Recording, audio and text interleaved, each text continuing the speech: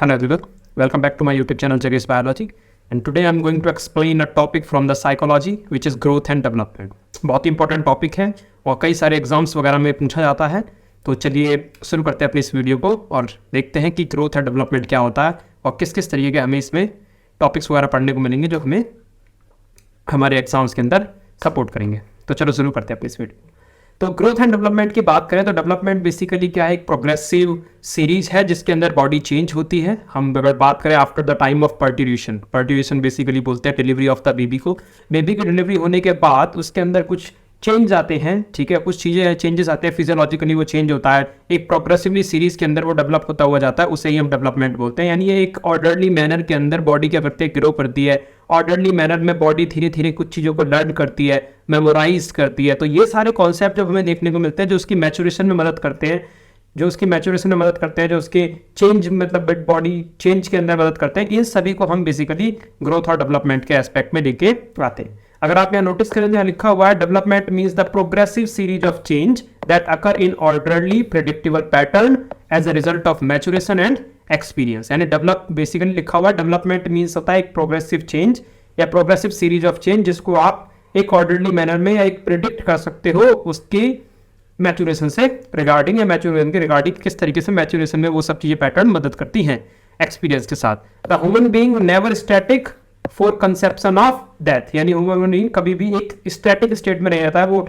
हमेशा कुछ ना कुछ चीज लर्न करता रहता है, उसकी कैपेसिटीज बढ़ती रहती हैं या उसकी कैपेसिटी घटती रहती है या फिर उसकी एबिलिटीज बढ़ती रहती है, उसका इंटरेस्ट बढ़ता रहता है, प्रॉब्लम सॉल्विंग के जो कॉन्सेप्ट हैं वो सब चेंज होते रहते हैं, रीजनिंग की जो क्वालिटी है वो चेंज होती रहती है। तो इन्हीं सबको हम बोलते हैं कि ये कॉन्स्टेंटली जो चेंज आते हैं ये सारे के सारे थ्रू आउट हमें देखने को मिलते हैं from birth of a baby to the till of death और you can say within the life span of a baby या फॉर ह्यूमन बीइंग। यानी change is taking place constantly in his physical psychological capacities. यानी उसकी physical change होगा, body आप देखते हैं धीरे धीरे धीरे ग्रो करती हो जाती है।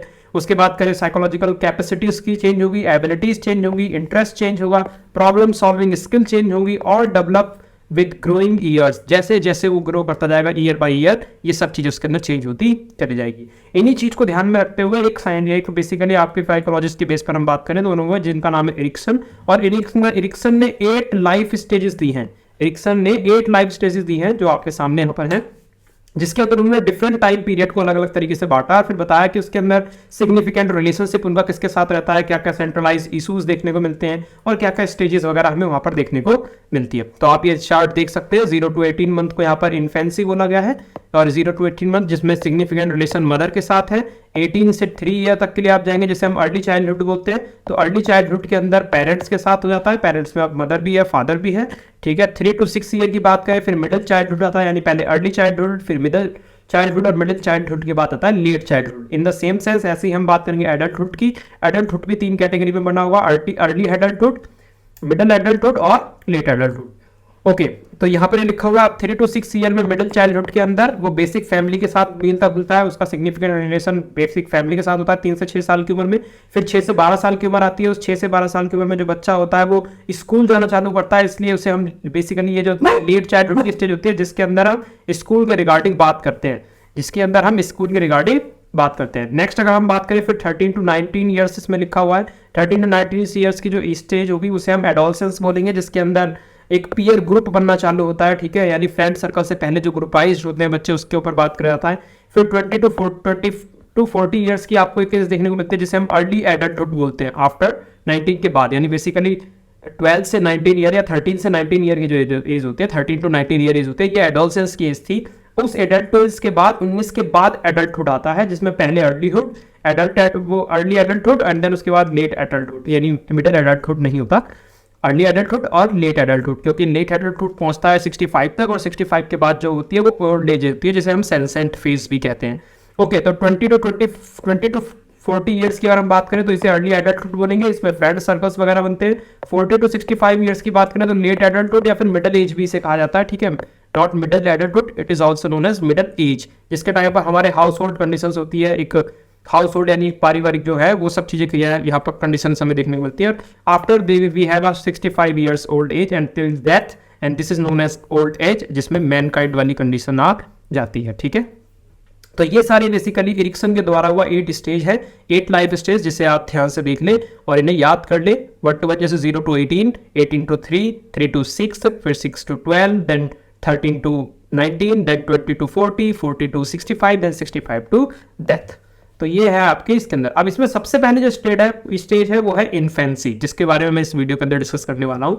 इन्फेंसी होता है जिसे हम न्यूनेटल डेवलपमेंट भी बोलते हैं, इन्फेंसी और न्यूनेटल डेवलपमेंट। इसी के अंदर हम बात करने वाले हैं कि इस इन्फेंसी के अंदर क्या क्या कंडीशंस होती हैं, कैसे रिफ्लेक्सेस देखने को मिलते हैं, सोशल डेवलपमेंट कैसा होता है, बॉडी डेवलपमेंट की बात भी कर सकते हैं। इसके अंदर हम नेटल डेवलपमेंट के अंदर क्या क्या चीजें वो लर्न करता है अपनी सराउंडिंग से, ये सब चीजें हमें यहाँ डिस्कस करनी है। तो न्यूबॉर्न या फिर न्यूनेटल स्टेज फर्स्ट 4 वीक्स कब तक रहेगी? First 4 weeks. अब फर्स्ट 4 वीक्स बात यानी टिल 1 मंथ तक ये हम बात कर रहे हैं। फर्स्ट 4 वीक्स तक आपके न्यूबॉर्न या फिर न्यूनेटल स्टेज रहती है, ये आपको याद रखना है। This is the time of transition from total depending of parental life to a more independent creative existence.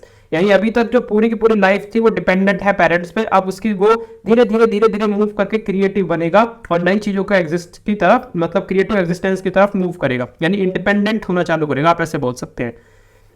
तो इसमें बेसिकली क्या होता है, इन्फेंसी टाइम पे एक रिदम क्रिएट होती है और वो रिदम हम देखें तो हमें रिदम देखने को मिलेंगे ब्रीथिंग की, फीडिंग की, स्लीपिंग, एलिमिनेशन ऑफ एस्टैब्लिश्ड। ठीक है, ये सारी चीजें एस्टैब्लिश्ड होती है। क्या क्या? ब्रीथिंग का कॉन्सेप्ट जो है, फीडिंग, स्लीपिंग और इसके बाद है आपके पास एलिमिनेशन। अब ये सारे एलिमिनेशन को अगर हम देखें तो यहाँ बॉडी के अंदर कुछ रिफ्लेक्सेस डेवलप होते हैं जिसको हम यहाँ पर डिस्कस करने वाले हैं। अगर यहाँ बात करें जाए रिफ्लेक्सेस की, तो neonatal are born with abilities to perceive and response for some part of their world in an organised and effectively. क्या कह रहा है ये कह रहा है कि न्यूनेटल जो होता है, जो न्यू बॉर्न बेबी है, उन न्यू बॉर्न बेबी के अंदर कुछ एबिलिटीज बचपन से ही होती हैं जिसको वो बेसिकली परसीव करता है और रेस्पॉन्ड करता है डिफरेंट पार्ट के रेस्पेक्ट में। फॉर एग्जांपल जैसे कि इसमें आप देखें ग्रॉपिंग ऑफ द ब्रेस्ट, यानी ब्रेस्ट को पकड़ना। तो ब्रेस्ट को पकड़ने की अगर हम बात करें तो ग्रॉपिंग करना बोलते हैं उसे, और यहाँ पर लिखा हुआ है कि ये एबिलिटी जो है वो बच्चे के अंदर बचपन से ही है, पैदा होने के साथ ही अपने आप आता है। तो एक टाइप का रिफ्लेक्स है। बेसिकली 3 इंपॉर्टेंट रिफ्लेक्स होते हैं फीडिंग के लिए। पहला होता है, अगर हम बात करें तो उसमें हमारा ग्रॉपिंग ऑफ द ब्रेस्ट, देन उसके बाद एक कॉन्सेप्ट इसमें आता है जिसमें सकिंग करना, ठीक है, शक करना, when the object is placed in the mouth, और तीसरा होता है स्वेलो करना। तो 3 कंडीशन हो गई, ग्रॉपिंग, सकिंग एंड सॉलोइंग। ठीक है, तो इन तीनों कंडीशन में होता है। तो इसमें होगा क्योंकि अगर आप बच्चे को कोई चीज पकड़ाओगे और वो क्या करेगा, उसको सीधे पकड़ के, ऐसा नहीं है हाथ में होल्ड करके उसे चेक करेगा, सीधे क्या करेगा, उसको होल्ड करेगा like groping, and then it will take to the mouth, वो माउथ के पास जाएगा और माउथ के ले जाने के बाद उसे वो सक करने की कोशिश करेगा। ठीक है, ताकि वो सक करने के बाद अगर वो कोई लिक्विड फॉर्म के अंदर, डेफिनेटली वो उसे स्वेलो भी कर जाएगा। तो ये तीनों कंडीशन जो होती हैं एक न्यूनेटल स्टेज के अंदर, आप ऐसा बोल सकते हैं कि जन्म से ही मिलती हैं 3 स्टेज, जो कि मदद करती है उसकी फीडिंग में। किसमें मदद करती है? फीडिंग में। इसके अलावा अदर और भी रिफ्लेक्सेस हैं जो जन्म से देखने को मिलता है, जैसे कि ब्रीथिंग का कॉन्सेप्ट जो है, वो ब्रीथिंग जो है एक मतलब इनबॉर्न रिफ्लेक्सेस है। फिर है ब्लिंकिंग, आंखों को ब्लिंक करना, इनबॉर्न रिफ्लेक्सेस है, सॉरी। देन उसके बाद sneezing, coughing, vomiting, withdrawing from the painful stimulus. Painful stimulus withdrawing मतलब सपोज करो एक छोटा बेबी एक हाथ में, तो उसे एक आदत पड़ती रहती है, फिर वो छोटा बेबी हमने किसी एक और पर्सन को दिया, उस बच्चे ने उसे अगर टाइट से पकड़ लिया तो वो अचानक से रोने लगेगा, क्योंकि एक पेनफुल स्टिमुलस उसे मिलेगा और उस पेनफुल स्टिमुलस की वजह से बॉडी रिफ्लेक्स करेगी, फिर वो उसे रोक कर अवॉइड करेगा। तो ये बेसिकली क्या है कि ये इनबॉर्न रिफ्लेक्सेस है जो बॉडी के अंदर पहले से ही होते हैं, और फिर उन सब रिफ्लेक्सेस को यहाँ पर न्यूनेटल कंडीशन में देखा जाता है। आई होप समझ में आ गया, दोबारा सुन लीजिए। रिफ्लेक्सेस की बात कर रहा था, रिफ्लेक्सेस के अंदर मैं न्यूनेटल में बता रहा था कि 3 ऐसे मेजर रिफ्लेक्सेस हैं जो फीडिंग में मदद करते हैं, जैसे क्रॉपिंग ऑफ ब्रेस्ट और अदर थिंग्स, दूसरा है सकिंग और तीसरा है सोलोइंग। उसके बाद और भी रिफ्लेक्सेस देखने को मिलते हैं, वो चाहे ब्रीथिंग हो, ब्लिंकिंग हो, स्नीजिंग हो, coughing, vomiting, withdrawing and avoiding of the painful stimulus. अच्छा, they show positive reaction in sweet stimulus. Sweet stimulus वो जिस तरीके से मैंने कहा कि अगर मदर उसे पकड़ रही है, शुरू से ही वो कैरी करते आ रही है और इसे हल्का हल्का हिला रही है, तो ये बेसिकली एक स्वीट स्टिमुलस होगा। And negative reaction to salt, इसके अलावा बिटर, सॉल्ट टेस्ट, इन सब का भी वो डिटेक्ट कर सकता है। ये भी इनमें शुरू में पॉजिटिव रिएक्शन नहीं होने की, अगर आप नमक डालेंगे तो उसके फेस एक्सप्रेशंस या फिर उसका एक वे जो होगा वो सब चेंज जाएगा फेस का, जिसकी वजह से हमें मालूम पड़ेगा कि उसका रिएक्शन कैसा है। They turn their head to strong order and the direction of the sound और मतलब साउंड को पता लगाना, स्ट्रॉन्ग ऑर्डर वगैरह इसको पता लगाना, ये सारे जो रिफ्लेक्सेस हैं ये बेसिकली न्यूनेटल बेबीज के अंदर देखने को मिलते हैं इन्फेंसी का टाइम पर। ये इनकी इन्फेंसी को इंप्रूव करते हैं, जिसकी वजह से वो नई चीज़ों को सीखते हैं। अच्छा, ये तो रिफ्लेक्सेस की बात हो गई। दूसरा आता है मोटर डेवलपमेंट, इंपॉर्टेंट है ये, ठीक है। मोटर डेवलपमेंट की बात करें तो स्टार्ट करता है मूविंग द हैंड्स। सबसे पहले अगर हम बात करें तो कोई भी बेबी जो होगा वो अपने हैंड्स को मूव करता है, ठीक है। और इसके अलावा फिर वो शो करता है अदर मोटर डेवलपमेंट की। मोटर बेसिकली हम उन्हें बोलते हैं जहां पर कोई मूवमेंट वाली बात आती है, वहां पर हम मोटर वर्ड यूज करते हैं। तो ये उसकी बात करिए, development of turning the baby, creeping, crawling, standing and walking. तो ये पूरा एक चार्ट है जिसे आप समझ सकते हैं कि क्या क्या कंडीशन होने वाली है। 2 to 4 month head and back support, 4 to 6 month can sit and support, 8 to 10 month can sit without support यानी बिना सपोर्ट के बैठेगा, 10 से 12 मंथ में वो स्टैंड होगा विद सपोर्ट, 12 to 14 मंथ में वॉक करेगा with support, and 14 to 16 month का टाइम हुआ जब वो वॉक करने लग जाएगा अलोन विदाउट एनी सपोर्ट। तो these are the motor development. Okay, next जो है वो है social development. If we talk about the social development, तो फर्स्ट रिलेशनशिप अगर हम बात करें उसका बनता है अपनी मदर के साथ, अपनी मदर के साथ, क्योंकि वो शुरुआती कंडीशन में अपनी मदर के साथ रहता है। तो सबसे पहले अगर हम माने पेरेंट में स्पेसिफिकली उसका जो पहला रिलेशनशिप होता है वो होती है उसकी मदर, और उसी से उसकी अटैचमेंट होती है। और वो अटैचमेंट अर्ली से बनना चालू होती है, इसलिए वो स्टेबल होती है, अफेक्शनेट होती है, यानी एक प्यार भरा रिलेशनशिप होता है उसका मदर के साथ। और in the absence of mother, अगर उसकी मदर अगर एब्सेंस कंडीशन होती है तो दे शो फियर। क्या शो करते हैं वो, जैसा कि आप यहाँ देख सकते हैं, in absence of mother they have shown fear and refuse to relate the others. और वो दूसरी चीजों को, दूसरे लोगों को अवॉइड करते हैं, रिफ्यूज करते हैं। Psychologist have said that it is essential for the mental health that the infant must have warm, intimate and continuous relationship with his mother. यानी कई सारे साइकोलॉजिस्ट का ये कहना, उन्होंने ये स्टेटमेंट दिया है कि अगर मेंटल हेल्थ किसी बेबी की अच्छी करनी है, डेफिनेटली उस बच्चे को, इन्फेंट को एक वार्म एरिया, एक इंटीमेट बेसिकली रिलेशनशिप टाइप और कंटिन्यूअस रिलेशनशिप जरूर होना चाहिए उसका, किसके साथ, मदर के साथ। तब उसकी जो मेंटल हेल्थ होती है वो प्रॉपर होती है। लेकिन अगर आप इन चीज़ों को शुरू में अवॉइड कर देंगे, मदर के साथ उसे नहीं रखेंगे, तो ये सारी कंडीशंस में उसकी जो मेंटल हेल्थ है वो धीरे धीरे वीक होती चले जाएगी, क्योंकि उसके पीछे रीजंस है फियर का आना, रिफ्यूज का आना, ठीक है, ये सारी कंडीशंस आती है। नेक्स्ट जो है वो है इसमें इमोशनल डेवलपमेंट। और इमोशनल डेवलपमेंट की अगर मैं बात करूँ तो इमोशनल डेवलपमेंट में आप याद रखें, देखो जैसे कि यहाँ लिखा है smiling appears at different age for different reason. हर स्माइलिंग के अगर एस्पेक्ट में अगर हम बात करें, ये स्माइलिंग क्या है, एक इमोशन है, इमोशंस के रेस्पेक्ट में हम समझते हैं, तो हमें मालूम पड़ता है कि डिफरेंट एज पर अलग अलग इमोशंस देखने को मिलते हैं, उसके अलग अलग एस्पेक्ट होते हैं। For example, some smile is seen in new born baby which is automatic and hardly emotional.